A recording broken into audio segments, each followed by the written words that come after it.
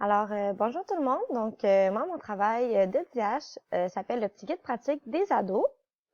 Ce travail-là, c'est un petit livre qui est pour les adolescents. Pourquoi j'ai choisi de faire ce travail-là? C'est parce que je trouve que les jeunes sont de moins en moins informés sur des sujets importants. Je trouvais qu'il était important de commencer à les conscientiser dès l'adolescence. De plus, j'ai toujours eu un grand intérêt pour aider les autres, puis j'aime beaucoup les jeunes, puis les enfants. Je trouvais ça intéressant de faire quelque chose pour eux. Mon projet, est fait sous forme de livre, parce que justement, je trouve que les jeunes, ils osent pas poser de questions à des personnes qui sont plus vieilles, soit les enseignants, les parents, d'autres proches de la famille, ou même encore des fois des amis parce qu'ils pensent qu'ils vont poser des questions niaiseuses ou ils sont pas à l'aise de les poser. Sous forme de livre, c'est plus facile pour eux. Ils peuvent aller trouver les informations directement en le lisant par eux-mêmes. Mon livre, en tant que tel, il est composé de 49 pages au total. Comme j'ai dit plus tôt, il cible les jeunes de 13 ans et plus. Ça peut aller jusqu'à 12 ans avant.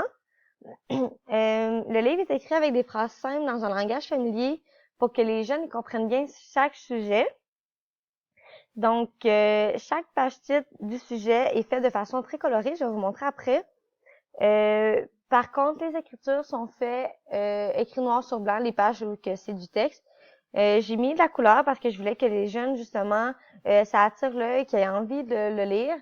Par contre, les pages où que c'est du texte, j'ai laissé ça neutre pour laisser un côté plus mature pour les jeunes.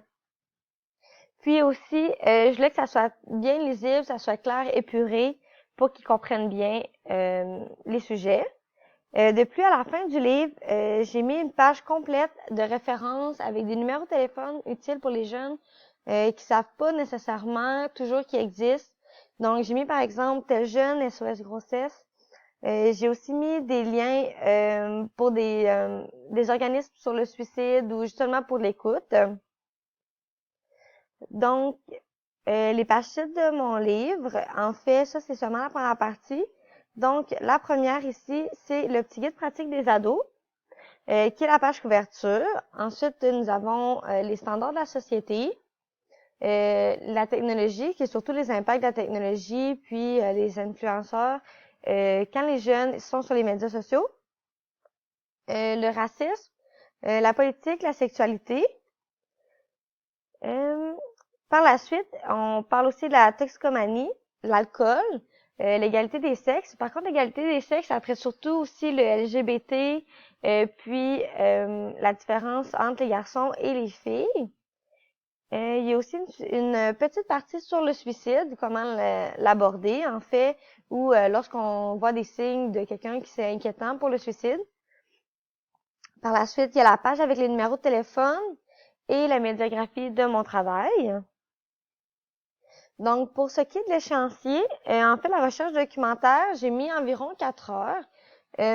Ça peut être un petit peu plus, par contre, je suis pas sûre. La rédaction, j'ai mis 8 heures. La recherche d'images adéquates, j'ai mis 2 heures. Il n'y a pas beaucoup d'images sur mon livre, mais en fait, au début, je voulais en mettre plus. Mais finalement, je me suis rendu compte que j'aimais mieux quand c'était épuré pour les jeunes. La mise en forme, j'ai mis 8 heures. Puis après, il y a eu correction finale et ajustement du petit livre.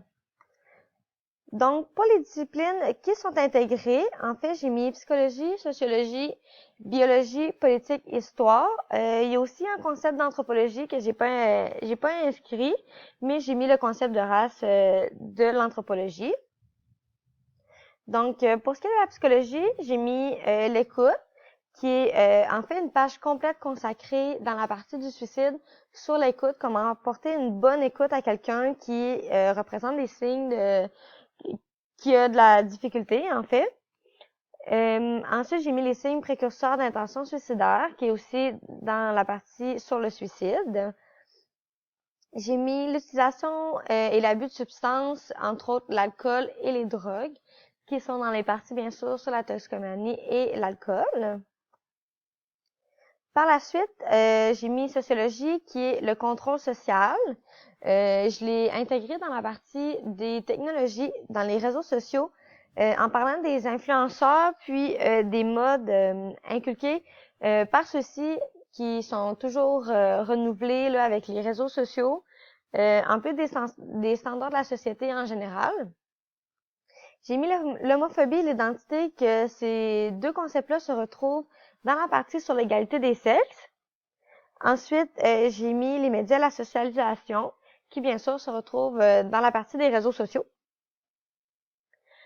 Par la suite, il y a la biologie, que j'ai mis les orientations sexuelles, tout ce qui traite LGBT, et ensuite j'ai mis les moyens de contraception, qui est aussi dans la partie sur la sexualité. De plus, j'ai aussi mis une partie sur les ITSS qui rentrent dans les concepts de la biologie. Et pour terminer, pour la politique, en fait, j'ai un chapitre consacré à la politique qui est juste une petite initiation pour les jeunes. Donc, j'ai mis la définition de la gauche et de la droite, le rôle de chacun en politique, donc le citoyen, les gouvernants, les premiers ministres et ministres. Puis, j'ai aussi mis une partie sur comment fonctionnent les élections au Canada et au Québec de façon simple pour que ça soit clair pour les jeunes. Alors, merci!